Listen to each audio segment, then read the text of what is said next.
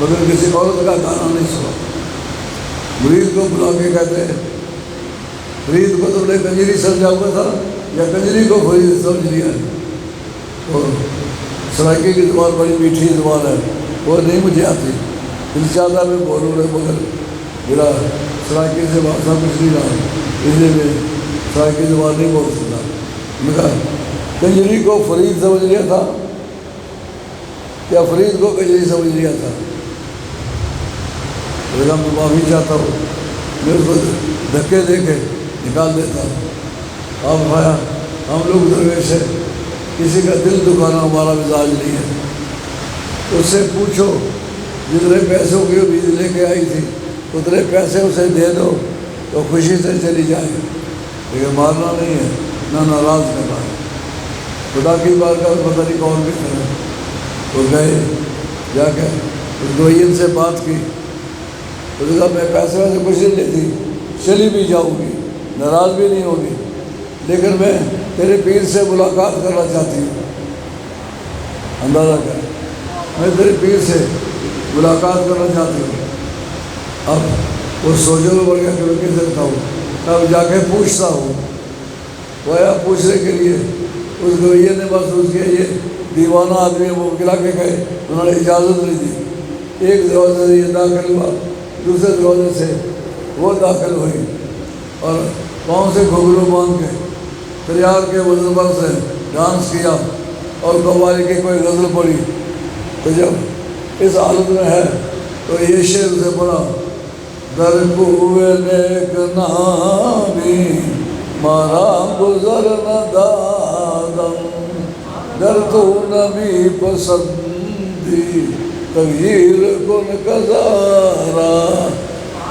تو چاہے نیک نامی میں منشیان تقدیر نے مجھے جانے ہی نہیں دیا، اگر تجھے یہ پسند نہیں تو تقدیر کو بدل، اگر تقدیر کو نہیں بدل سکتا تو پیر بن کے لے جائے گا اور میں کنجری بن کے لے جاؤں گی، مقصود تیرا بھی پیسے ہوگا، مقصود میرا بھی۔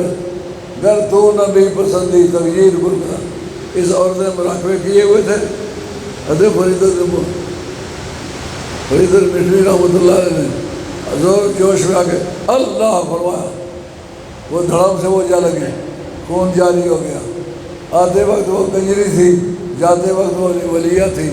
اب شیخ کامل مل گیا تو مراقبوں کی حاجت اور طالب کتاب کی حاجت نہیں، ولیہ بن گئی۔ اسے کوئی مراقبہ نہیں کیا ہوا تھا، کوئی عبادات نہیں کی ہوئی تھی۔ تو بہت سارے ایسے آل اللہ لوگ کہ یہ اگر میسر آ جائیں تو پھر مراقبوں کی ضرورت نہیں پڑتی۔ مثلا باعث بستامی رحمۃ اللہ نے آپ کے بارے میں ایک مرتبہ خالد بن بغدادی سے پوچھا گیا، بتاؤ باعث بستامی رحمۃ اللہ تعالیٰ نے ان کا مرتبہ کیا ہے؟ آپ نے جواب میں فرمایا، ولی اولیاء اللہ کے مداح خوان ہوتے ہیں، مزاحمت نہیں کرتے۔ اللہ کے دوست ہو کر اللہ کے دوستوں سے بغض کیسے کر سکتے ہیں؟ جو بغض کے مریض ہیں وہ اولیاء اللہ کا شمار نہیں ہے۔ جب سوال ہوا تو آپ فرماتے ہیں باعث بستامی ولیوں کی صفوں میں اسی طرح ہے جس طرح فرشتوں کی صفوں میں حضرت جبریل ہے۔ جو حضرت جبریل کا مقام فرشتوں میں ہے وہی باعث بستامی کا مقام اولیاء اللہ میں ہے۔ لیکن یہ صاحب شرف واقف نے میر سید شریف جرجانی شرف واقف کا لکھا ہے کہ ان کی ملاقات حضرت جعفر صادق کے ساتھ نہیں ہوئی، یہ صرف ان کا پانی بھرا کرتے تھے، تو پانی بھرتے بھرتے اس مرتبے کو پہنچ گئے۔ ملاقات بھی نہیں ہوئی، صرف آل بیت کے پنہارے تھے، سکے تھے، پانی بھرتے تھے۔ اندازہ کریں شیخ کامل ملا، کوئی کتاب نہیں پڑھی، کوئی کہیں پڑھنے کے لیے نہیں گئے، کوئی مراقبے نہیں کیے۔ اس طرح رب کریم نے اشارہ دیا ہے، میرا محبوب جب اپنے اصلی رنگ میں آئے جس میں میں اس کو بھیجتا ہوں تو وہ پہلے پاک کرتا ہے، کتاب پیچھے سکھاتا ہے۔ ہر ایک جگہ نہیں کہا هو الذی بعث فی الامیین رسولا منہم یتلو علیہم آیاتہ ویزکیہم ویعلمہم الکتاب والحکمہ وہ انکار بالکل فی ضلال مبین۔ اس جگہ بھی اللہ نے فرمایا وہ پاک پہلے کرتا ہے، کتاب بعد میں پڑھاتا ہے، یہ ترتیب ہے۔ یعنی اس کی شان کے لائق یہ ہے اپنے رنگتوں کے ساتھ کسی کو نوازے، کتاب کی تعلیم کتاب سے بے نیاز کر دے۔ تو صحابہ میں ایسے ایسے صحابہ بھی تھے جن کا تلفظ غلط تھا مگر کمال درجے کے لوگ تھے، جیسا کہ قراء حضرات بیٹھے، شین کی ایک صفت لازمہ ہے جس کا نام ہے تفشی۔ شین کا تلفظ کیا جائے وشکروا للہ، آواز سے منہ بھر جائے، اس کا نام ہے تفشی۔ یہ صرف شین کی صفت اور کسی کی نہیں ہے۔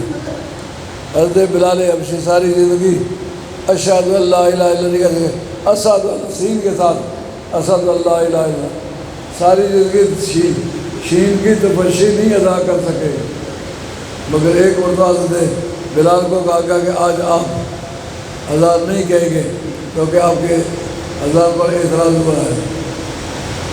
تو ادھر سے جواب آ گیا کہ اگر اس کو اذان سے نہیں کریں تو صبح نکلی صبح واپس ہو گئی۔ تو وہ آدمی جس کی تفشی تیار نہیں، اس کی بارگاہ خداوندی میں اتنی منظوری ہے کہ وہ اذان نہ کہے، وقت ہو کر واپس ہو جاتا ہے۔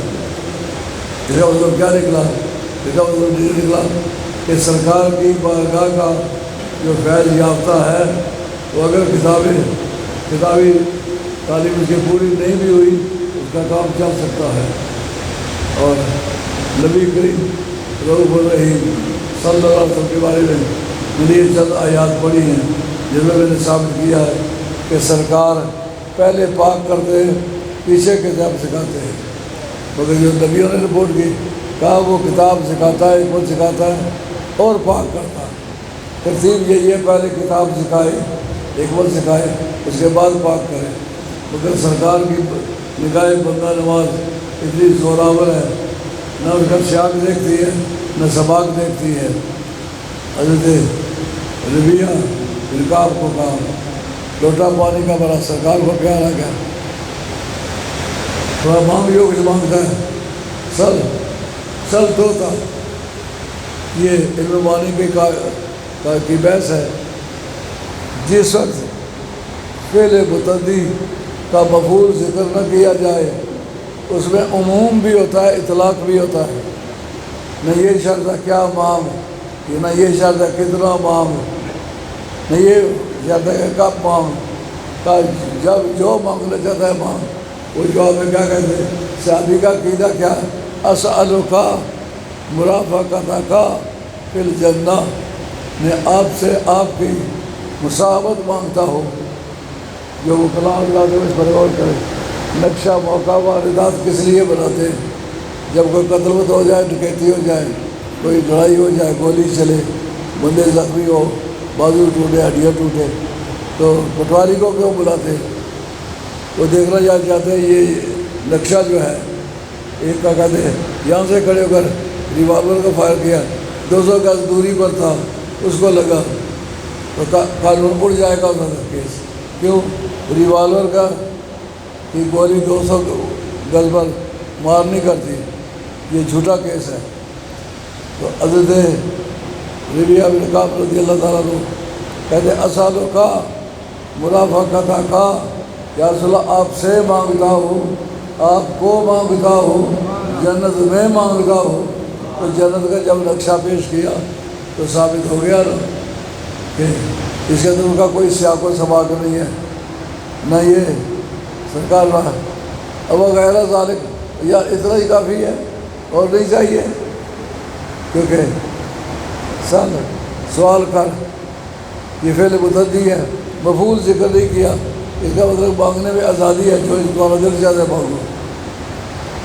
لیکن جب جنت بھی مانگ لی، خدا کی نعمتوں میں بڑی سے بڑی نعمت جنت ہے، اس کے بعد بس اتنا ہی، اب غیر ذالک اور نہیں چاہیے۔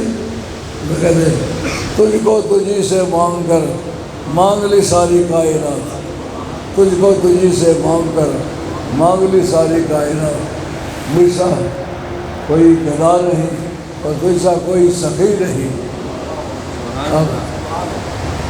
تجھ کو تجھی سے مانگ کر مانگ لی ساری کائنات، اٹھتے نہیں ہیں ہاتھ میرے اس دعا کے بعد، اب میری ضرورت نہیں پڑتی کہ میں کہوں بولا کہ اور بھی دے، حضور کی ذات پاک سب سے آخری نعمت ہے۔ اور یہی وجہ ہے کہ جنت میں کوئی عبادت نہیں ہوگی، کیونکہ وہ دارالجزا ہے، دارالعمل نہیں ہے۔ دنیا میں جو نمازیں پڑھتے ہو اس کا ثواب کیا مطلب ملے گا، لیکن جنت کے اندر کوئی عبادت بھی نہیں ہے، اور اس میں وہاں کی ہوئی عبادت سے کوئی ترقی بھی نہیں ہوتی۔ تو جنت کے اندر عبادت کیوں نہیں ہے؟ کہا وہ دارالجزا ہے، دارالعمل نہیں ہے، مگر دو صورتوں کی تلاوت ہوگی۔ کون کون سی؟ ایک سورہ طٰہٰ اور ایک سورہ یاسین۔ صاحب مدارک نے لکھا ہے ان دو صورتوں کی تلاوت جنت میں ہوگی۔ تو مجھے کیا ہے، جب وہاں کی عبادت کوئی نتیجہ نہیں لاتی تو یہ دو صورتیں کیوں پڑھیں گے؟ کہ ان دونوں صورتوں میں حسن مصطفیٰ کا ذکر ہے، حسن مصطفیٰ کا ذکر لذت والی چیز ہے۔ کہا جب ثواب نہیں ملے گا، کہا ثواب نہیں ملے نہ ملے، لذت تو مل رہی ہے۔ دیکھا نا آل محبت کے انالیسس کیسے مزہ آتا ہے ان کی باتیں سن کے۔ کاش میری صحت ٹھیک ہوتی، میری صحت اچھی نہیں ہے۔ کبھی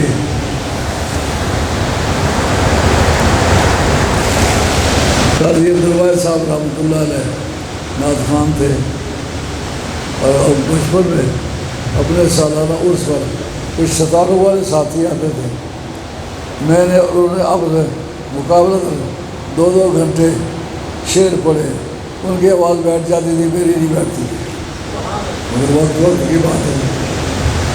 ماشاء اللہ، اللہ ان کے قبر منور رکھے۔ انہوں نے میرے ساتھ درجنوں ممالک میں جا کے سرکار کی نعت پڑھی ہے، خوش نصیب آدمی تھے، اللہ نے میری تلاوت فرمایا، سرکار کے نعت خانے لوگ شوق والے تھے۔ تو عرض خدمت ہے، اللہ کے کامل بندے ملنے سے جو درجات ملتے ہیں کوئی بات آج ملنے سے نہیں ملتے۔ یہ بات سمجھ آ رہی ہے جو میرے ساتھ بات کرو، جو اللہ کے پیارے دوستوں کی سنگت سے جو درجات ملتے ہیں کوئی بات سے نہیں ملتے۔ اب حیران ہوں کہ یہ بات کیسے کر ڈالی ہے۔ سنیں صحابہ کرام کے بارے میں تدریب الراوی شرح تقریب النووی امام جلال السیوطی لکھتے ہیں، کہتے ہیں صحابہ میں حافظ بھی ہیں، قاری بھی ہیں، مجاہد بھی ہیں، غازی بھی ہیں، شہداء بھی ہیں، لیکن کسی صحابی کے ساتھ یہ ذکر نہیں آتا حافظ ابوبکر صدیق، حافظ علی مرتضیٰ، حافظ حضرت عثمان غنی۔ صحابہ شہید ہوئے ہیں اور شہید کے نام سے ذکر نہیں آتا، صحابی کے نام سے۔ کہتے اصول کیا ہے؟ اصول تعبیر یہ ہے کہ ایک آدمی کے کئی ٹائٹل ہو، جو سب سے سپیریئر ٹائٹل ہو وہ ذکر میں آتا ہے۔ اس کی مثال دیتا ہوں، ایک آدمی آرمی میں گیا تھا، بریگیڈیئروں کے واپس آیا ہے، اب گاؤں میں باپ دادے سے اس کی نمبرداری چلی آ رہی ہے، اب اپنا ذکر کرے گا نمبردار کر کے کرے گا یا بریگیڈیئر کر کے کرے گا؟ ظاہر کا سپیریئر ایک بریگیڈیئر ہے، وہ بریگیڈیئر کہے گا۔ صحابی کہتا ہے ولی حافظ شہید قاری قیامت تک آتے رہیں گے، صحابی کوئی نہیں آئے گا، صحابی میں ہی ہوں، سرکار کا دیدار کرے گا۔ معلوم سب سے اعلیٰ عبادت سرکار کا چہرہ دیکھنا، تو جس کا چہرہ دیکھنا ساری عبادتوں سے افضل ہو، وہ میرے اور آپ جیسا انسان ہو سکتا ہے؟ نہیں، اس کی انسانیت پر انسانیت کو ناز ہے۔ سرکار کی ذات پاک کو بشریت ملی ہے بطور صفت کے، سرکار کی ذات نور ہے، صفت بشر ہے، سرکار کو صفت کے طور پر بشریت دی گئی ہے۔ تو نبی کریم صلی اللہ علیہ وسلم کا دیدار کل عبادتوں سے افضل ہوا کہ نہ ہوا؟ قیامت تک ہر مرتبے والا آتا رہے گا، مگر صحابی نہیں آئے گا، صحابی نہیں ہوں۔ یہی وجہ ہے کہ سرکار نے فرمایا کہ جو آدمی مر آنی پھر منام میں صحیح رانی بری قسط ہے، جو مجھے آپ میں خواب میں دیکھے قریب مجھے آپ میں بیداری میں بھی دیکھے گا، یعنی جس سے ملاقات کا پروگرام ہے اس کو بھی وقت سے پہلے بتا دیتا ہوں، جب تک میری تیری ملاقات ہو تو مرے گا نہیں۔ لیکن صحابی کی کیا تعریف ہے؟ من زار النبی صلی اللہ علیہ وآلہ وسلم کی حیات ایمان ومات علیہ۔ صحابی ہوتا ہے جسے سرکار کو ظاہری زندگی میں سر کی آنکھوں کے ساتھ سرکار کو دیکھا، ایمان لایا، اور اسی ایمان پر اس کی موت واقع ہوئی، وہ صحابی ہے۔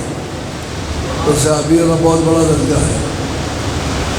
مگر سرکار کا یہ فرمانا جو مجھے عالم خواب میں دیکھے قریب مجھے عالم بیداری میں دیکھے گا، یہ کا مطلب یہ ہے کہ آپ جتنے حضرات بیٹھے ہوئے ہو، اگر کسی نے بھی سرکار کو عالم خواب میں دیکھا ہے تو یقین رکھے جب تک جیتے اور جاگتے ہوئے سر کی آنکھوں کے ساتھ سرکار کو نہ دیکھے اس وقت تک مرے گا نہیں۔ یہ سرکار کا وعدہ اسی وقت پورا ہوگا جب مرنے سے پہلے عالم بیداری میں بھی اس کی ملاقات ہو۔ بعض محدثین نے کہا اس سے مراد قیامت میں دیکھنا مراد ہے۔ کہا قیامت میں دیکھنے کے لیے یہ شرط کہاں ہے کہ عالم خواب میں دنیا میں دیکھا ہو؟ وہاں تو مومن بھی دیکھے گا، کافر بھی دیکھے گا، جس نے دیکھا تھا وہ بھی دیکھے گا، اور جس نے نہیں دیکھا تھا وہ بھی دیکھے گا۔ اس سے مراد ہے اس ساری زندگی میں جب تک وہ مجھے دیکھ لے وہ بہت اسی واقعہ نہیں ہے۔ عالم بیداری میں مجھے ہی دیکھ رہا ہوں۔ اللہ میرا اور آپ کا خاتمہ سچے دین پر کرے۔ وما علینا الا البلاغ المبین۔ وآخر دعوانا